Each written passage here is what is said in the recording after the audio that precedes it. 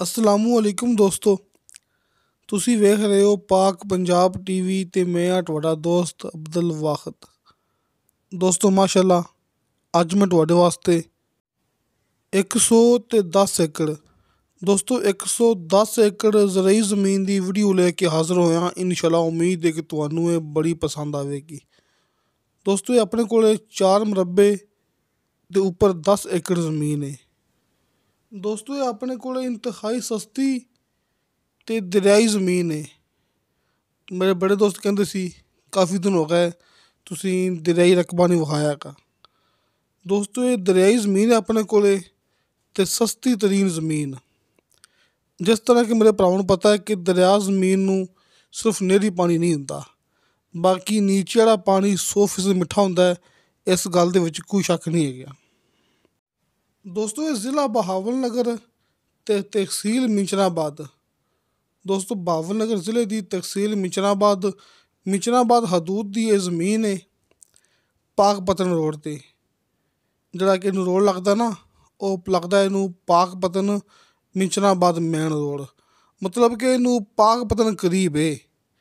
ਤਹਿਸੀਲ ਮਿੰਚਨਾਬਾਦ ਹੈ ਨਾ, ਲੇਕਿਨ ਰਕਬੇ ਨੂੰ ਪਾਕਪਤਨ ਸ਼ਹਿਰ ਜਿਹੜਾ ਕਿ ਕਰੀਬ ਰਹਿ ਜਾਂਦਾ ਹੈ।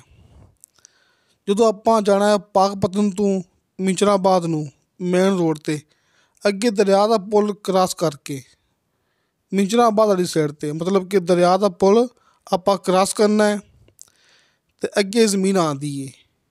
ਅਗਰ ਆਪਾਂ ਆਉਣਾ ਮਿੰਚਨਾਬਾਦ ਤੋਂ ਪਾਕਪਤਨ ਮੇਨ ਰੋਡ 'ਤੇ ਫਿਰ ਆਪਾਂ ਨੂੰ ਇਹ ਦਰਿਆ ਤੋਂ ਪਹਿਲੇ ਮਿਲੇਗੀ ਜ਼ਮੀਨ। ਅਤੇ ਦੋਸਤੋ ਮਿੰਚਨਾਬਾਦ ਅਤੇ ਪਾਕਪਤਨ ਮੇਨ ਰੋਡ ਤੋਂ ਤਕਰੀਬਨ ਕੋਈ 2.5 ਕਿਲੋਮੀਟਰ ਸਫ਼ਰ ਹੈਗਾ ਹੈ ਇਹ ਜ਼ਮੀਨ ਤੱਕ। ਦੋਸਤੋ 1.5 ਕਿਲੋਮੀਟਰ ਜਿਹੜਾ ਕਿ ਲਿੰਕ ਰੋਡ ਹੈ। ਲਿੰਕ ਰੋਡ ਭਰਾਵਾਂ ਨੂੰ ਆਪਾਂ ਇਸ ਵਾਸਤੇ ਦਿਖਾ ਰਹੇ ਹਾਂ, ਜਿਹੜਾ ਇਹ ਲਿੰਕ ਰੋਡ ਹੈਗਾ ਸਿਰਫ ਮਕਸਦ ਇਹ ਹੀ ਹੈ ਕਿ 1 ਕਿਲੋਮੀਟਰ ਫਾਸਲੇ 'ਤੇ ਇੱਥੋਂ ਲਿੰਕ ਰੋਡ ਹੈ ਕਿ ਮੁਕੰਮਲ ਸਫ਼ਰ ਹੈਗਾ 2.5 ਕਿਲੋਮੀਟਰ। ਆਪਾਂ 1.5 ਕਿਲੋਮੀਟਰ ਕਰਨਾ ਹੈ ਲਿੰਕ ਰੋਡ 'ਤੇ, ਅੱਗੇ ਜਾ ਕੇ ਤਕਰੀਬਨ 1 ਕਿਲੋਮੀਟਰ ਰਸਤਾ ਕੱਚਾ ਹੈਗਾ ਹੈ ਇਹ 110 ਏਕੜ ਜ਼ਮੀਨ ਤੱਕ। ਵੇਖੋ ਆਪਾਂ ਭਰਾਵਾਂ ਨੂੰ ਸਾਹਮਣੇ ਕੱਚਾ ਰਸਤਾ ਉਹ ਵੀ ਵਿਖਾ ਰਹੇ ਹਾਂ ਅਤੇ ਨੀਚੇ ਜਿਹੜਾ ਲਿੰਕ ਰੋਡ ਹੈ ਜਿਹੜਾ 1 ਕਿਲੋਮੀਟਰ ਦੂਰ ਹੈ ਆਪਾਂ ਭਰਾਵਾਂ ਨੂੰ ਉਹ ਵੀ ਵਿਖਾ ਰਹੇ ਹਾਂ, ਨਾਲ ਤਸਵੀਰ ਵਿਖਾ ਰਹੇ ਹਾਂ ਆਪਾਂ ਲਿੰਕ ਰੋਡ ਦੀ, ਅਤੇ ਉੱਪਰ ਆਪਾਂ ਭਰਾਵਾਂ ਨੂੰ ਜ਼ਮੀਨ ਦਿਖਾ ਰਹੇ ਹਾਂ। ਦੋਸਤੋ ਮਾਸ਼ਾਅੱਲਾ ਬਿਜਲੀ ਮੌਕੇ 'ਤੇ ਮੌਜੂਦ ਹੈ। ਤੁਹਾਡੇ ਭਰਾਵਾਂ ਦੇ ਸਾਹਮਣੇ ਲੱਗੀਆਂ ਨੇ ਮੋਟਰਾਂ ਕਿ ਟਿਊਬਵੈੱਲ ਲੱਗੇ ਹੋਏ ਨੇ, ਵਿੱਚ ਮੋਟਰਾਂ ਲੱਗੀਆਂ ਹੋਈਆਂ ਨੇ, ਤਕਰੀਬਨ ਕੀ 3-4 ਲੱਗੀਆਂ ਹੋਈਆਂ ਨੇ। ਅਤੇ ਨੀਚੇ ਵਾਲਾ ਪਾਣੀ ਬਿਲਕੁਲ ਮਿੱਠਾ ਹੈ। ਇਹ ਭਰਾਵਾਂ ਨੂੰ ਪਤਾ ਹੈ ਕਿ ਦਰਿਆਈ ਜ਼ਮੀਨ ਦਾ ਪਾਣੀ ਬਿਲਕੁਲ ਮਿੱਠਾ ਹੁੰਦਾ ਹੈ। ਅਗਰ ਆਪਾਂ ਗੱਲ ਕਰੀਏ ਠੇਕੇ ਦੀ, ਦੋਸਤੋ ਇਹਦਾ ਠੇਕਾ ਚੱਲਦਾ ਪਿਆ ਹੈ ਤਕਰੀਬਨ 55,000 ਮਾਲਕ ਦੇ ਕਹਿਣ ਦੇ ਮੁਤਾਬਕ, ਕਿ ਆਪਾਂ ਨੂੰ ਜ਼ਮੀਨ ਅਗਰ ਆਪਾਂ ਜ਼ਮੀਨ ਦੇਈਏ ਖਰੀਦ ਕੇ ਠੇਕੇ 'ਤੇ ਤਾਂ ਆਪਾਂ ਨੂੰ ਠੇਕਾ ਮਿਲੇਗਾ 55,000 ਰੁਪਇਆ ਸਾਲ ਦਾ ਫੀ ਏਕੜ ਦੇ ਹਿਸਾਬ ਨਾਲ। ਅਤੇ ਦੋਸਤੋ ਇਹ ਜ਼ਮੀਨ ਦੀ ਡਿਮਾਂਡ ਕੀਤੀ ਹੈ ਮਾਲਕ ਨੇ ਫੀ ਏਕੜ ਦੇ ਹਿਸਾਬ ਨਾਲ 12 ਲੱਖ ਰੁਪਇਆ। ਦੋਸਤੋ 12 ਲੱਖ ਰੁਪਇਆ ਇਹਦੀ ਡਿਮਾਂਡ ਹੈ।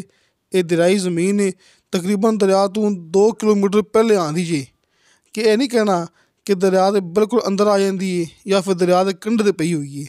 ਨਹੀਂ ਦੋਸਤੋ, ਇਸ ਤਰ੍ਹਾਂ ਦਾ ਕੋਈ ਮਾਮਲਾ ਨਹੀਂ ਹੈਗਾ। ਜ਼ਮੀਨ ਆਪਾਂ ਨੂੰ ਦਰਿਆ ਤੋਂ 2 ਕਿਲੋਮੀਟਰ ਦੋਸਤੋ ਹਦੂਦ ਦਰਿਆ ਦੀ ਹੈ, ਲੇਕਿਨ ਦਰਿਆ ਤੋਂ ਕੰਢੇ ਤੋਂ 2 ਕਿਲੋਮੀਟਰ ਦੂਰ ਆਪਣੀ ਜ਼ਮੀਨ ਹੈ। 55,000 ਠੇਕਾ ਹੈ ਅਤੇ 12 ਲੱਖ ਰੁਪਇਆ ਫੀ ਏਕੜ ਦੀ ਡਿਮਾਂਡ ਹੈ। ਕਮੀ ਪੇਸ਼ੀ ਪਿਆਰ ਮੁਹੱਬਤ ਹੋ ਜਾਏਗਾ। ਨੰਬਰ ਭਰਾਵਾਂ ਨੂੰ ਸਾਹਮਣੇ ਸਕਰੀਨ 'ਤੇ ਮਿਲ ਗਿਆ ਹੋਣਾ ਹੈ। ਇਹ ਭਾਈ ਸ਼ਫਕਤ ਸਾਹਿਬ ਦਾ ਆਪਣੇ ਨਾਲ ਕੰਮ ਕਰਦੇ ਨੇ, ਅਸੀਂ ਇਕੱਠੇ ਹੁੰਦੇ ਹਾਂ ਆਰਫ ਵਾਲਾ ਸ਼ਹਿਰ, ਇੱਥੇ ਆਪਣਾ ਆਫਿਸ ਹੈ, ਆਪਣਾ ਦਫ਼ਤਰ ਹੈ। ਇਸ ਤੋਂ ਇਲਾਵਾ ਆਪਣੇ WhatsApp number and call number ਹਰ ਮੂਵੀ ਦੀ ਡਿਸਕ੍ਰਿਪਸ਼ਨ ਦੇ ਵਿੱਚ ਲੱਗੇ ਹੁੰਦੇ ਨੇ। ਦੋਸਤੋ ਸਾਹਮਣੇ ਨੰਬਰ ਹੈ ਭਾਈ ਸ਼ਫਕਤ ਦਾ, ਤੁਸੀਂ ਇਸ ਨੰਬਰ 'ਤੇ ਕਾਲ ਵੀ ਕਰ ਸਕਦੇ ਜੇ, ਵਟਸਐਪ 'ਤੇ ਵਾਇਸ ਮੈਸੇਜ ਵੀ ਕਰ ਸਕਦੇ ਜੇ, ਚੈਟ ਵੀ ਕਰ ਸਕਦੇ ਜੇ। ਅਤੇ ਇਸ ਤੋਂ ਇਲਾਵਾ ਆਪਣੇ ਨੰਬਰ ਮੈਂ ਭਰਾਵਾਂ ਨੂੰ ਦੱਸ ਚੁੱਕਿਆ ਕਿ ਹਰ ਮੂਵੀ ਦੀ ਡਿਸਕ੍ਰਿਪਸ਼ਨ ਦੇ ਵਿੱਚ ਲੱਗੇ ਹੁੰਦੇ ਨੇ। ਅਤੇ ਦੋਸਤੋ ਕੋਈ ਵੀ ਗੱਲਬਾਤ ਰਹਿ ਗਈ ਹੋਵੇ ਇਸ ਜ਼ਮੀਨ ਦੇ ਬਾਰੇ 'ਚ ਤੁਸੀਂ ਆਪਣੇ ਕੋਲੋਂ ਪੁੱਛ ਸਕਦੇ ਜੀ।